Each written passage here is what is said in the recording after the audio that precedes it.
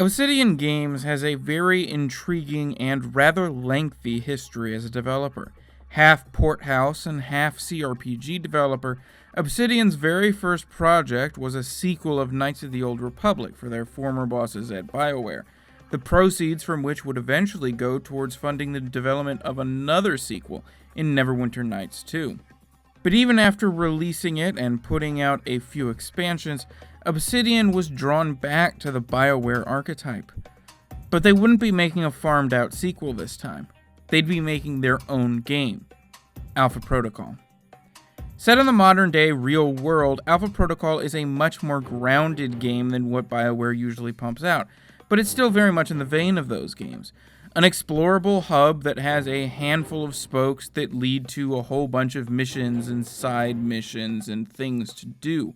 But by the time that Alpha Protocol was finally released in 2010, it had pretty stiff competition in BioWare's latest franchise, Mass Effect, the sequel to which had just come out a few months before. So it's not particularly surprising that at the time, Alpha Protocol was more or less completely overlooked. It just didn't quite have the same polish as Mass Effect 2, and it'd be absurd to expect it to. And it certainly didn't help that at launch, Alpha Protocol had all sorts of issues that, although most of them have been fixed, still plague the legacy of the game to this day. And if that sounds familiar, it's because it has sort of become what Obsidian is known for. Their recent titles have been really well made and relatively problem-free, but for the longest time they were associated with games that had really great stories, some of the best writing in the business, but were also very seriously broken in a lot of ways. Games like KOTOR 2 and Fallout New Vegas would eventually come to define the studio as a whole, but with Alpha Protocol they were looking to create their own legacy, but ended up failing in almost exactly the same ways.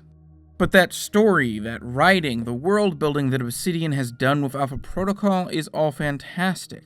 Since it is a bit more grounded than their usual fantasy or science fiction fare, it can be tempting to view it as a bit more bland than their other games, and in some ways that's true. But it does enough with the espionage thriller concept that it manages to stay interesting throughout. But at some point, you need to get in and start engaging with the actual combat, with the moment-to-moment gameplay. And that's where Alpha Protocol's biggest weakness lies. The combat is perhaps best described in relation to this game's closest cousin, Mass Effect. Imagine if you took the combat system of the first Mass Effect, warts and all, transplanted it into a modern setting, and then installed a hacked-together third-party mod that added a smattering of stealth mechanics, and you have a pretty good idea of how Alpha Protocol plays. The aiming and shooting feel floaty, and the stealth is almost entirely worthless, with no indicators to evaluate your performance. And it certainly doesn't help that the split second someone spots you, everyone around you starts shooting at you. And while some of those problems can be fixed with in-game abilities and skills as you progress through the game, just like I tell anyone who's playing the first Mass Effect for the very first time, I would strongly recommend anyone starting their first run of Alpha Protocol play on easy. The game's moment-to-moment mechanics aren't rewarding or interesting enough to justify making them harder. All it does is make the game more frustrating, which is certainly something it doesn't need. The stereotypical Obsidian game is basically what I created the In Case You Missed It series for. Alpha Protocol is chock full of issues, from buggy animation to poorly implemented mechanics, but it does so many other things right that make it worth checking out. If you enjoyed the first Mass Effect or KOTOR 2 or any other game in the BioWare style that had a slew of issues, I can pretty confidently say that you will more than likely love Alpha Protocol. But if you have trouble getting past the glaring issues that are present in a large section of Obsidian's back catalog, you should stay far, far away.